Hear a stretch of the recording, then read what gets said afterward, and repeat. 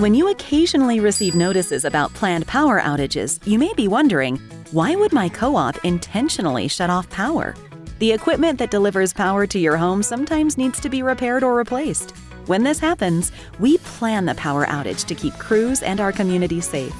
We do our best to plan these outages when you'll be the least inconvenienced. Planned outages are actually beneficial. System upgrades are essential for optimal performance, and they increase power reliability. Repairs and upgrades are also critical to maintaining public safety.